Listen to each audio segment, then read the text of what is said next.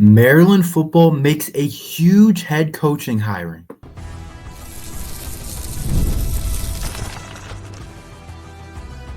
You are Locked On Terps, your daily podcast on the Maryland Terps, part of the Locked On Podcast Network.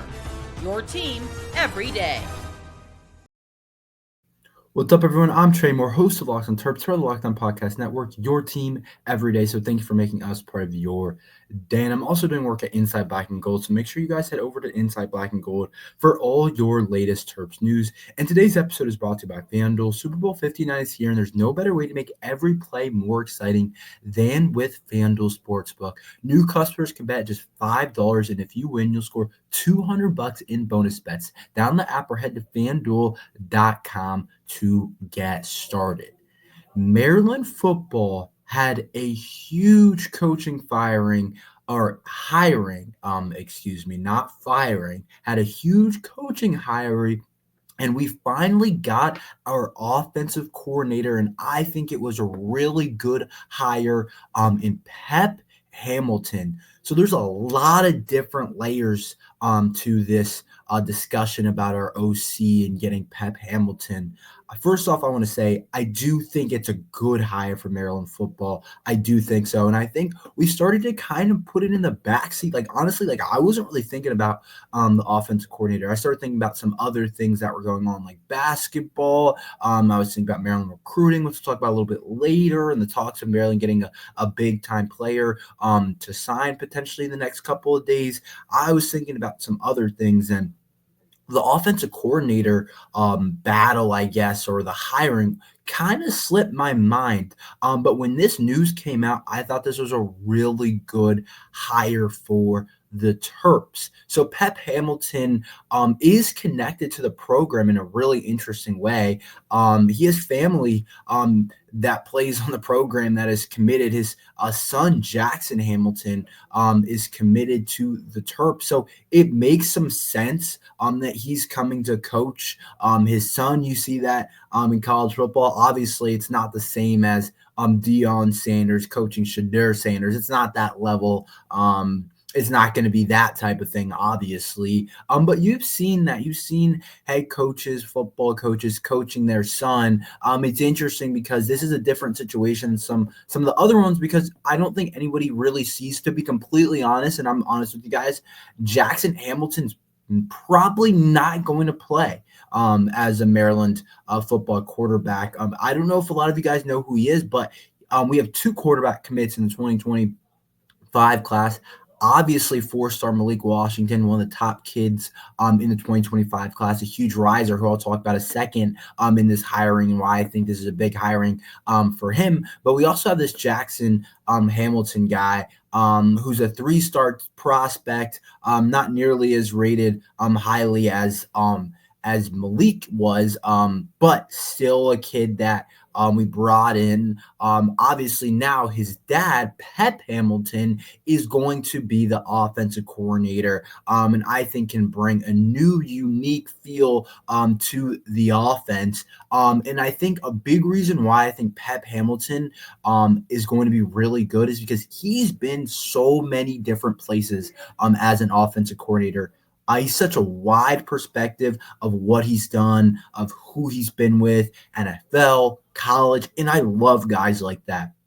Because guys that have just coached college football, they don't understand some of the new schemes and different things that the NFL is doing, as well as guys that have been just in the NFL. And when you're just in the NFL, you don't understand quite how college football works. You don't understand the recruiting. You don't understand how best to really build relationships. But Pep Hamilton's a guy that's been pretty much everywhere, NFL, college, and then he's also played, which I think is a really big part of this in a thing, something that I think is really big.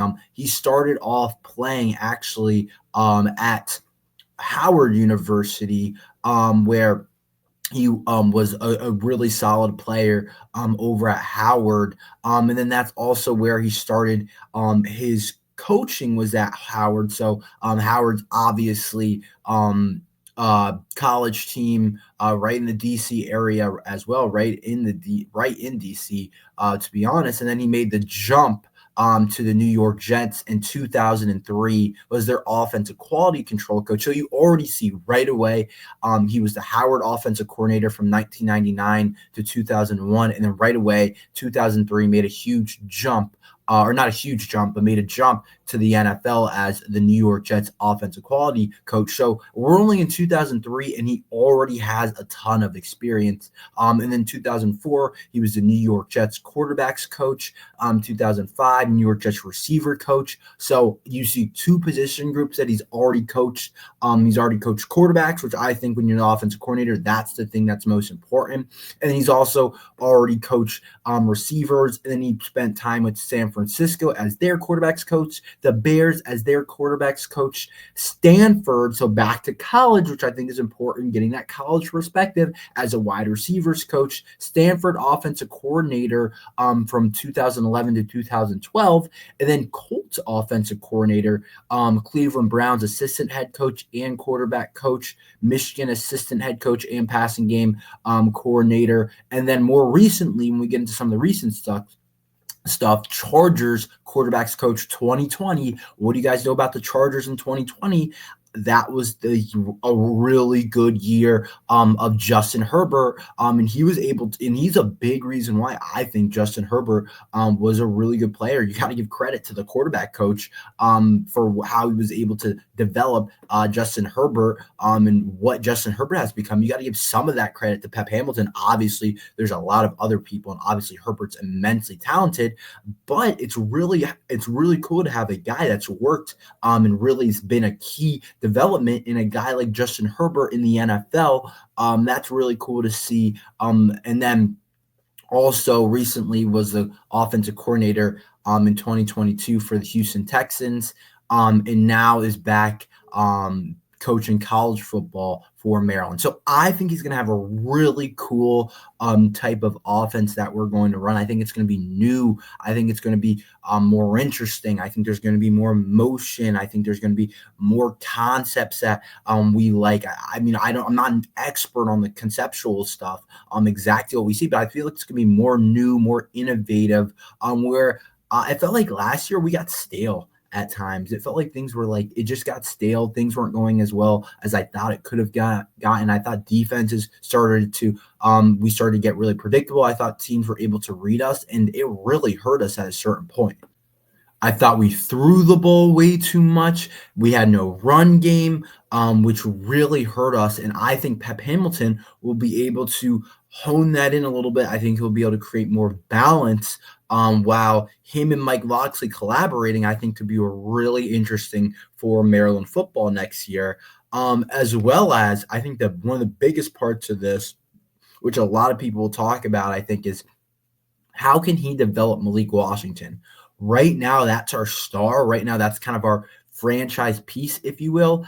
Obviously, it's not the NFL, so it's not like you're going to you look forward to having a quarterback for 10 years, but it's a really big piece to have Malik Washington grow and become the player.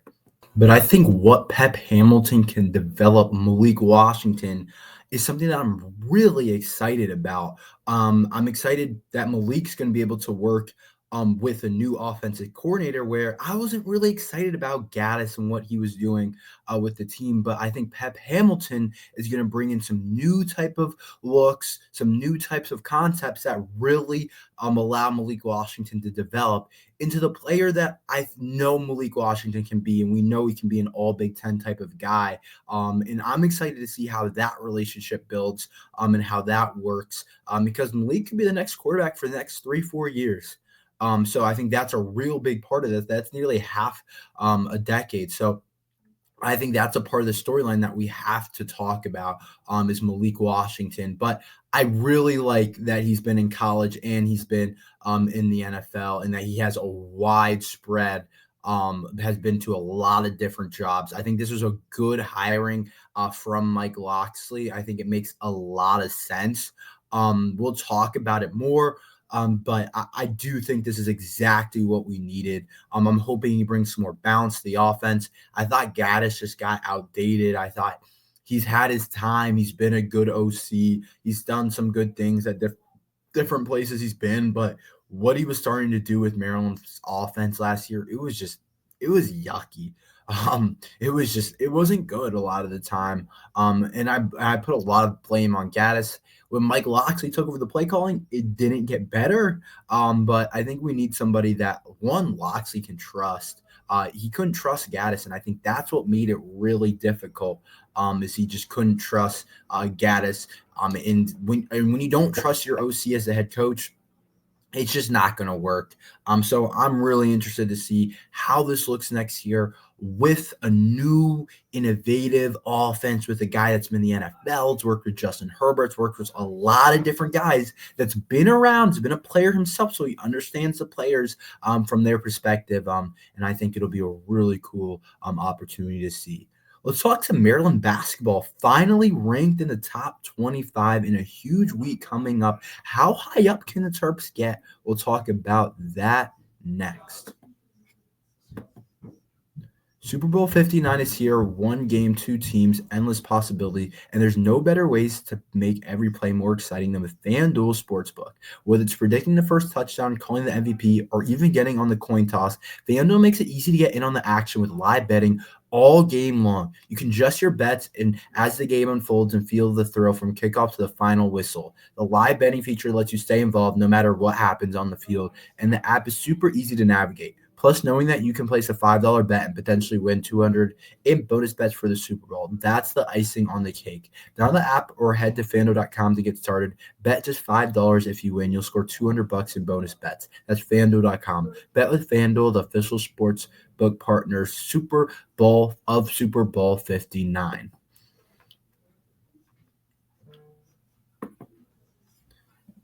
So we got a huge week for Maryland basketball coming up. But first, I'm going to talk about Maryland getting ranked in the AP Top 25 for the first time this year. Really cool opportunity. The fact that Maryland got ranked. I didn't think we were going to be ranked as high as we got ranked. But I think the voters finally were like, okay, they've kind of proven themselves. This isn't a fluke anymore. This is really cool for Maryland basketball. And I think the ranking, like, you don't want to get too caught up in it. I thought a couple people in my comment sections had interesting things to say about it, saying that they play better when they're unranked, which we haven't seen them play when they're ranked, so we don't technically know that this year. But I think there is a point to be made that I hope this doesn't make them get kind of cocky and complacent, which I don't think it will. But Kevin Willard's preaching the ranking doesn't matter. And really, like, I'm a college athlete. You kind of get past the whole ranking thing. Like, when you're actually playing and stuff, you really realize it really doesn't mean anything. But I think being ranked 17th in the country is really cool for Maryland. I thought we would be like 20-ish. I didn't think we would be as high, or number 18, excuse me, not 17. I thought we would be around 20, but I think now that we're 17-5, really good spot in the Big Ten, in the top 5 in the Big Ten. It was going to be hard for us not to be ranked. But I do think it brings a new momentum. Like, that brings people out during home games, because a lot of the fans, they don't understand everything, the complexity that goes with college sports, and they're not going to just go just because. People want to go because you're good, and that's just what sports is. More people go, more people pay attention when you're a good team. And when you look at Maryland basketball, the fact they have that ranking next to them, that's going to be a huge market for Maryland basketball, because a lot of people are going to talk about that. So I do think that it's really cool that Maryland basketball is ranked in the top 25 now. And we have 2 games coming up, both very winnable games. I kind of expect us to go 2-0 this week. So we have a game on Thursday against Ohio State, which we already played. And I don't know if you guys remember what happened last time against Ohio State. I'm sure most of you guys do. We demolished them 59-83. Now, this is a better Ohio State team.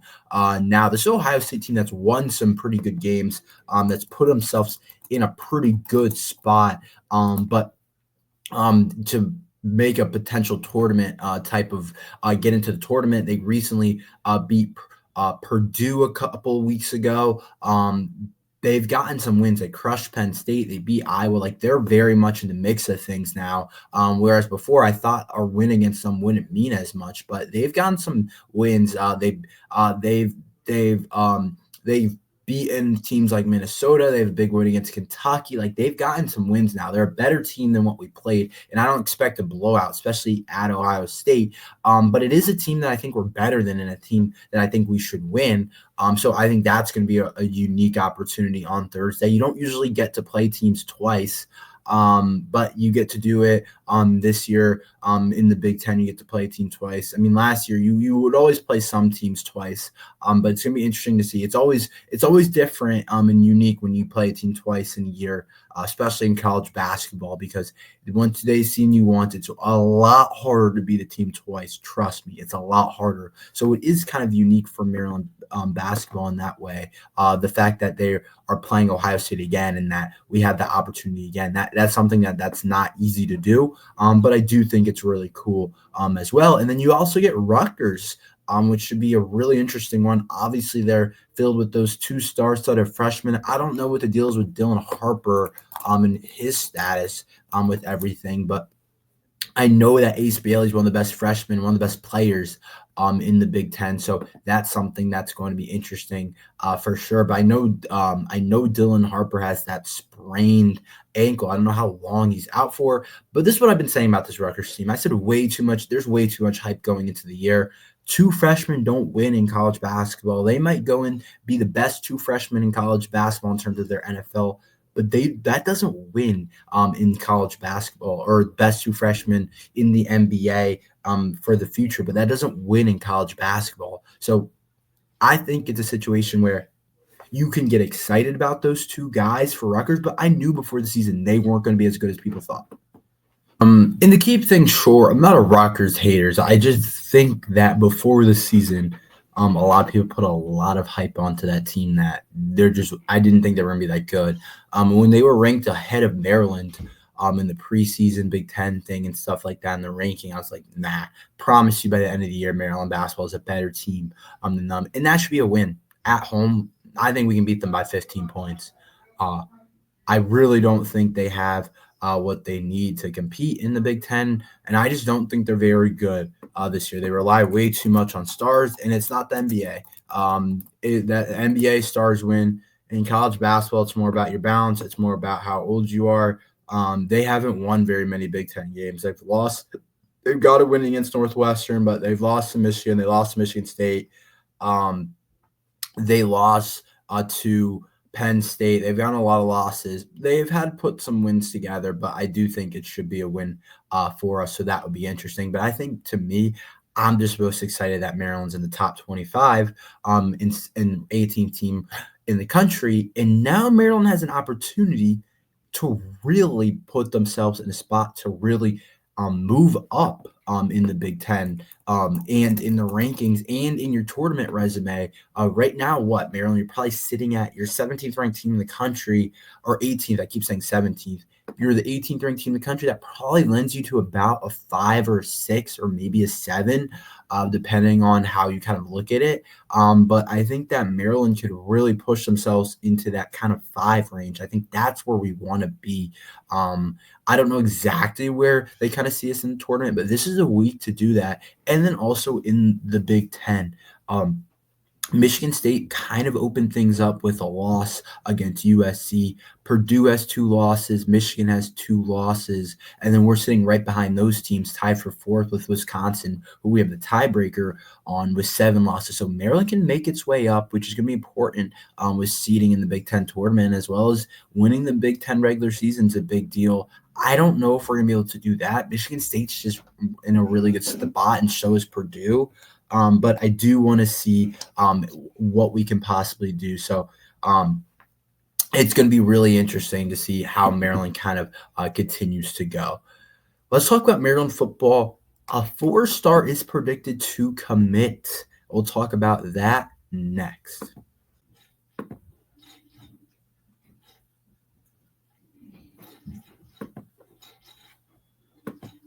So a lot of people are putting in a big prediction for the Terps to land Zahir Mathis, which I think is going to be a really big thing. I'm sure a lot of you guys are familiar with this kid, but this commit would put our 2025 class to a whole, like, to a next level again. I already thought this was Mike Loxley's best class, but if the Terps can land this kid, Zahir Mathis, who's one of the top rated players in the 2025 class and one of the top players left in the 2025 class, I think it puts us at a really good spot for the Terps 2025 class and some of the future for Maryland football. So I think that we signed some really good players in our 2025 class. We got a quarterback in Malik Washington. We got a tackle or an offensive lineman in Jalen Gilchrist. That's a 4-star. We got Zahir Smith. We're not exactly sure what he's going to be. Could be a running back, could be a receiver, could be a corner. Maybe he'll be everything. We've gotten some good players, but we haven't gotten a high-end edge like Zahir Mathis is. And obviously we know Zion Ely in the 2026 class. We're really excited about him. Of course, the 5-star top 3 player in the 2026 class, edge, who has all the tools to be.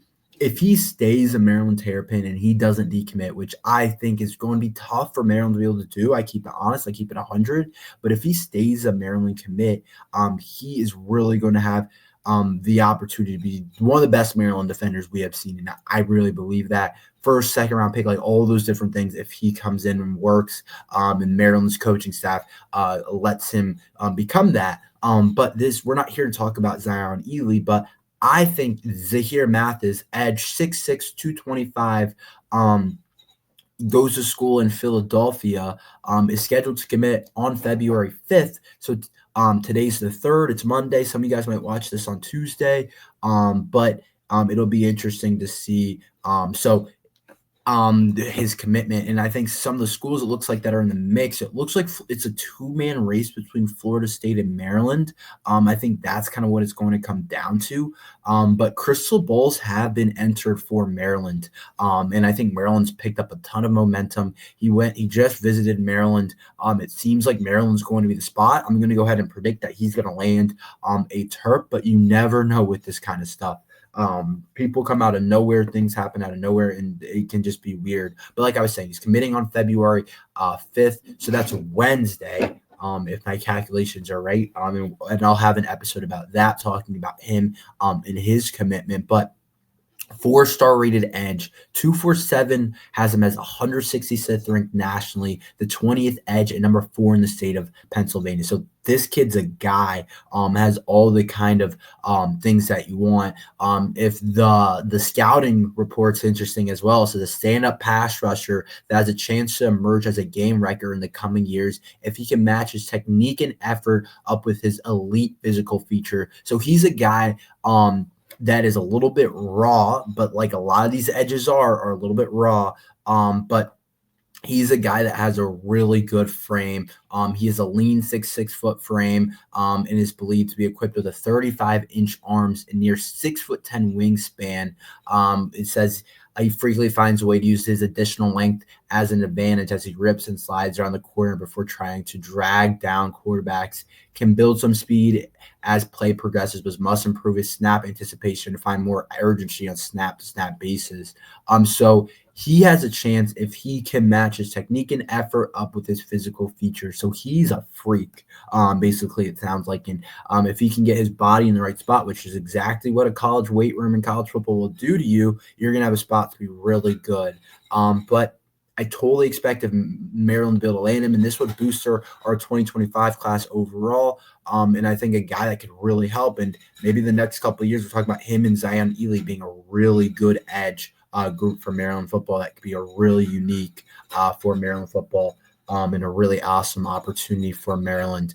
So that's also something that we're going to be looking at, and something that's really important for the Terps. That's all we have for today. Thank you for listening to Locked on Terps. Make sure you like and subscribe. We're here every day talking Maryland football and basketball. So thank you guys for listening to Locked on Terps.